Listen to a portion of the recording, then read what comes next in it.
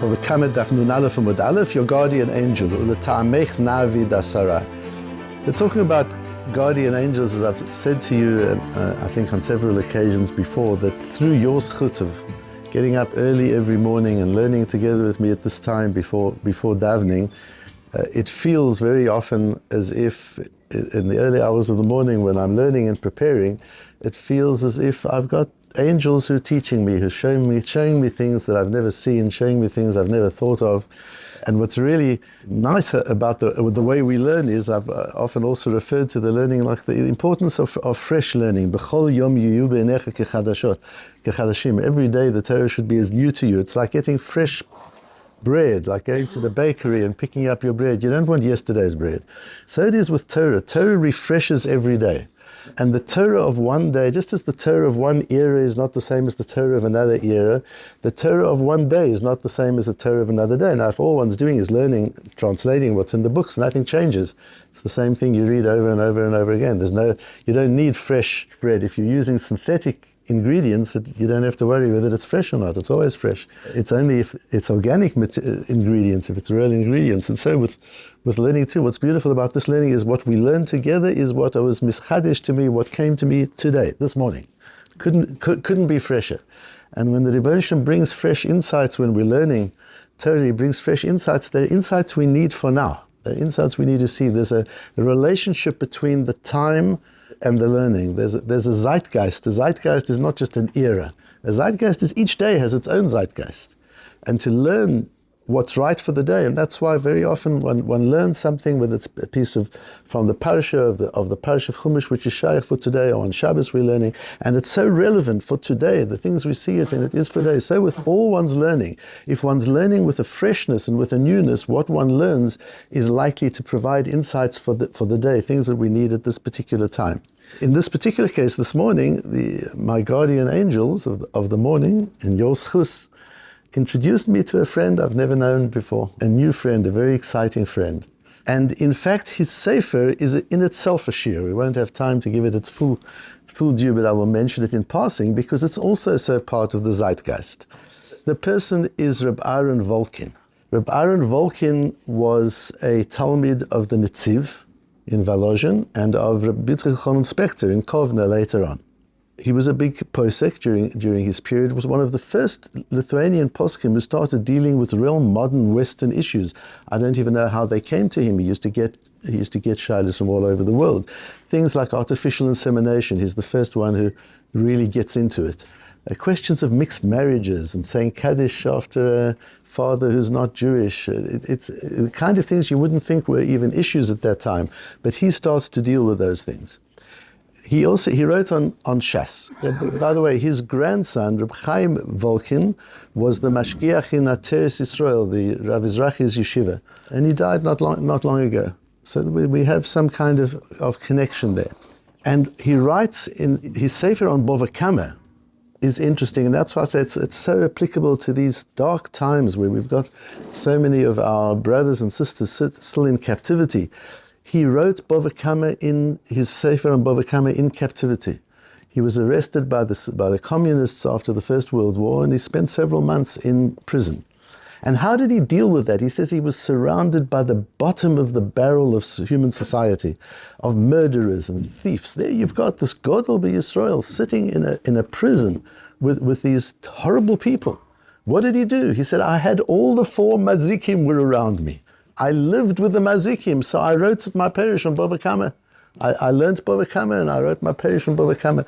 We've talked about how for a Ben Torah, the world of ideas is his reality. So what does a Ben Torah do when he's in a situation when the reality is too awful to live with? You move yourself into a different reality. We had a shir a little while ago, you remember, and you are where your mind is, you are where your head is. And he put his mind into Bava Kamma. And he spent those months in prison in Bava Kamma. And I just discovered him today. I've tried something new, just to use the actual form of the Gemara page instead of printing it out the way I have been. And I'd be interested in your feedback, both yours and people who are listening in, and use the source sheets, whether you prefer it this way or you prefer it the old way. But there's certainly advantage in being able to see the Tzurat Hadaf, the page as it's classically printed. The end of the fifth line from the top of the page, the Gemara says, V'isal kadaitach yesh chavata befachot miyud lama li kuli hai. We're talking about the fact that a bor has to be 10 tfachim to be able to kill an animal. 10 tfachim is about 40 inches. That's about a meter in depth. If an animal falls a meter and lands on its head, it can die. So that's a bor. If 10 tfachim, says the Gemara, can cause death, when you give a person skila, when a person does something chas v'sholom that requires the punishment of death by stoning, we don't stone him, we push him off a structure. And he dies. And if he doesn't die, they then stone him. And you remember, of course, that this happened very seldom, if ever. That's the metaphor, that's the model, that's what you have to have in mind when one thinks of an isur skila, that's what it is. And the structure from which they used to throw him off was two heights of a human being. So if a person averages 6 foot or whatever, that would be 12 foot. He would stand on top of a 12-foot structure and they would push him down. That's like 4 meters. Ask the Gemara, why do you need 4 meters? If a boar can kill at 10 tfachim at 1 meter, why do you have to build a structure of 4 meters? Says the Gemara, ולטעמך נעביד עשרה. Let's make it only 10. אלוק רב נחמן דוב רב נחמן אומר רבא בר אבוה אומר קרא ואהבת לרעך כמוך ברור לו מיתה יפה ואהבת לרעך כמוך. Rabbi Yochanan Wasserman says, you see from here that even a person who's a rasha who's chayav mitah is still considered reacha, and the principles of ahavta l'reacha kamocha still apply to in this particular situation. So you've got to give him bror lo mitah yafa. You try and do a death that is quick. Yes, it's true, you could push him off from 1 meter, and if he lands on his head, he could be concussed and die from that, but it could take a long time before he dies. That's not what you do to somebody you care about. It's bad enough that we're chayiv to give him the death sentence, but you do it to him in a way which is as quick as possible under the circumstances, and therefore we make it a taller structure than that. Says Tosfos, on the left-hand side, you'll see that Tosfos Na'avid b'chutum c'asara, v'hashta medama trefot da'adam le'trefot da'behema. So we see the Gemara is treating the physiology of the animal and the human identically in terms of what is capable of causing its death. So the 10 tfachim can cause an animal's death, because we're talking about a bor, that's 10 tfachim which can cause an animal's death. From that, the Gemara is asking, so when you stone a human being, it should also only be 10 tfachim. Why do you have to go higher? So you see, the Gemara considers whatever could cause the death of an animal could cause the death of a human, and vice versa. V'chein be'elu trefus, and we say the same in Masech Chulin, u'maisi raya me'iyuv, and the Gemara there brings a proof from Iyuv. V'kasheh, but it's difficult, says Tosfos, according to the view of Rabbeinu Tam, because Rabbeinu Tam does not make that comparison. Rabbeinu Tam says an animal can die more easily than a human, and you can't just make comparisons.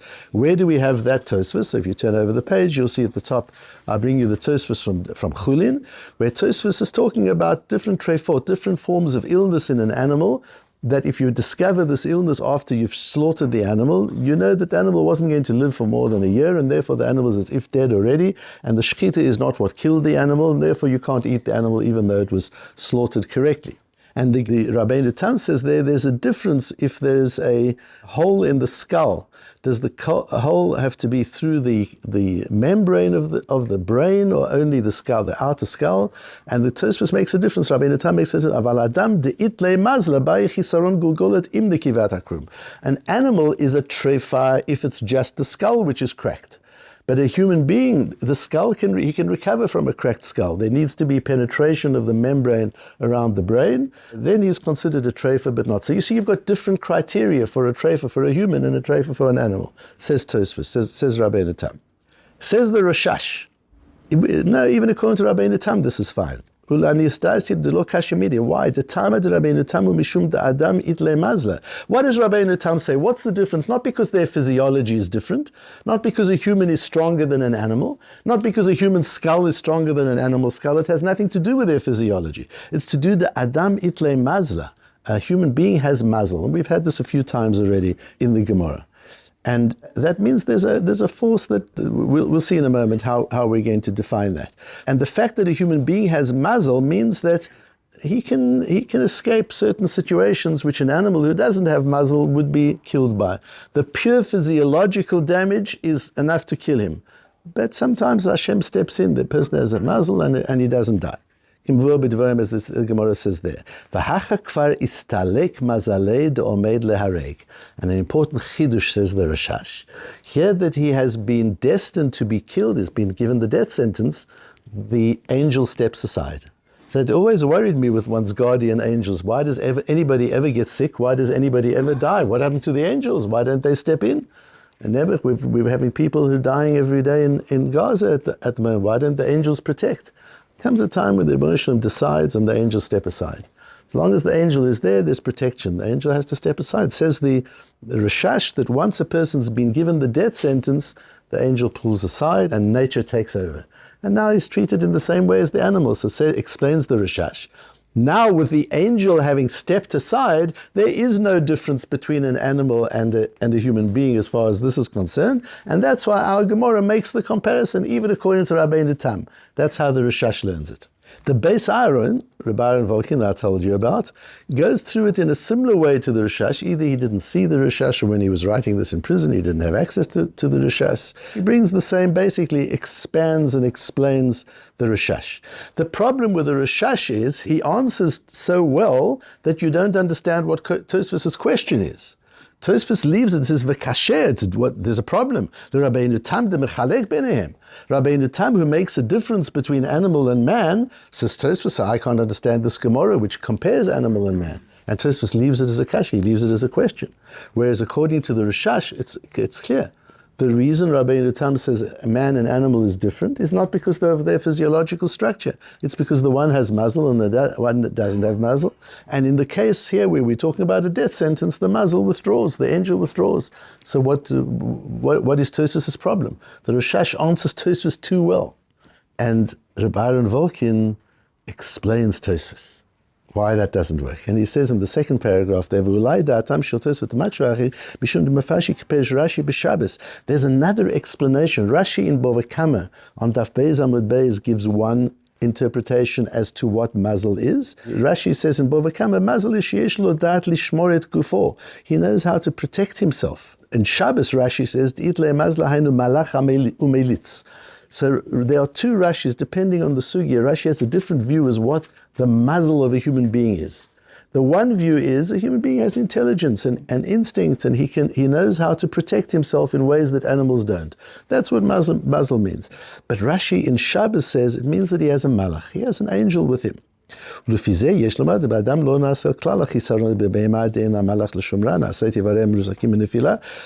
for an animal, when an animal falls and smashes its bones, there's no malach there to help him heal. Whereas a human being has a malach who says, yes, you've smashed your bones. If you were an animal, you would be dead. You're lucky you're not an animal. You're a human being and you've got me by your side. So I'm going to help you heal. I'm going to help the healing process in a miraculous way. If that's what it means, then the same should apply here. When you throw the person off the top, that should apply. Aval adam malacho yishmereu shelo yitrasku everav b'shiur kazeh v'imkein lichora shapir makshua Tosfos. And therefore Tosfos' question is right. How can you compare the human and animals? Human beings have got this malach hamelitz, you've got this angel that supports you and that helps you heal in ways that animals don't have that benefit. Then he goes on to say, but even this way, Tosfos' question still remains difficult. Why? He says, because even if the angel's job is to enable you to heal, he wouldn't do that in this case, where a person has been given the death sentence. He's not going to help you heal, and then he extends your pain and your suffering. We've just said it's v'ahavta l'reacha kamocha, which explains also why we bring the posuk of v'ahavta l'reacha kamocha.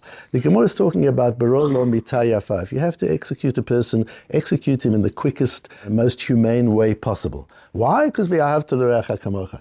And if it wasn't v'ahavta l'reacha kamocha, didn't we learn yesterday in Reb Simcha Zissel, Hashem is worried about an animal's cruelty to an animal, and how much more so to a human being, and how much more so to a great human being. 2 days ago, didn't we learn the Ibn Esra that Rebbeinu Shalom doesn't want animals to die needlessly, doesn't bring v'ahavta l'reacha kamocha. That's a given. Why does the Gemara have to bring here v'ahavta l'reacha kamocha? Because v'ahavta l'reacha kamocha governs the angel. If the angel would now would help this person not die immediately from the trauma of having been thrown off the structure, then it's not ve'ahavta l'orecha kamocha. You're making it worse. You're causing suffering. You're stepping in. You're intervening where the halacha has already decided that this person is guilty of death. The angel is not going to step in to try and save him from death. The angel will step in to save a person from random acts of damage, but not from damage which is decreed from Shemayim. Then the angel withdraws. The angel stands back. So clearly, once it's decided that a person is going to die, whether it's decided by Beit Din Shel Mata or by Beit Din Shel Mala, whether a human Beis Din is decided, or even more so, if Hashem has decided it, Adam domeh lebehema. Then a human being is left to natural cause and effect, is left to random events. The angels withdraw, no more miracles. The miracles are there as long as Hashem leaves the opening for miracle. But once that opening is shut, there isn't an opening for miracle anymore, and the angel withdraws himself. And that's just such an important idea to understand, to go through life with. It's important for you to connect with your angels. It's important for you to feel the angels. Somebody told me just last night, somebody in the United States was driving. They normally drive on a very fast freeway, and for some reason they decided to turn off the freeway and take the back roads. They don't even know why. As they left the freeway, they had a blowout. And they just thought to themselves, if they were on the freeway, what could they have been? So she felt as if there was a malach, there was an angel that just guided her off the road. And it happens to us all the time if our eyes are open to it. There's an angel with us. We each have an angel that protects us if we just let it. If we just open to it, if we don't try and control ourselves too much, our lives, events, if we're fully in control, we're telling the angel, we don't need you. You've got to be able to leave it to the angel also to help you along the way, and the angel will do that. And it's important to be able to do that. That's Adam itle mazla. That's a human being has this mazel. There's a special force that takes care of him in ways that can't always be explained. How often will the physicians tell us, right, Dr. Howard, how often are there situations where doctors give up? And it happens. There's a miraculous change. The doctors can't explain it. The angels sometimes step in unless the Rebbeinu Shalom has decided, that's it, this time is up. Then there's no place for the angels, they withdraw. So what are the ways that that your angel will withdraw? Your angel will withdraw if Beis Din has said, Chiyuv Misa, this person is guilty of death. Angel withdraws.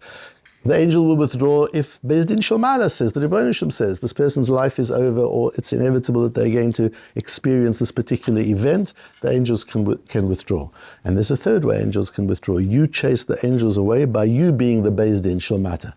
You make the decisions of what the outcome will going to be. You're so sure about how bad things are going to be. The angel says, okay, if you've decided that's how it's going to be, I'm out of here. Manage it yourself. We've got to leave that opening. We've got to understand, no matter how bad things look at any given moment, as long as there hasn't been a psak din, there's an opportunity still for our malach hamelitz, for that angel that takes care of us, to argue in our favor, to take care of us, to intervene. And we must leave that opportunity open and keep our eyes open and be grateful and thankful when those events occur.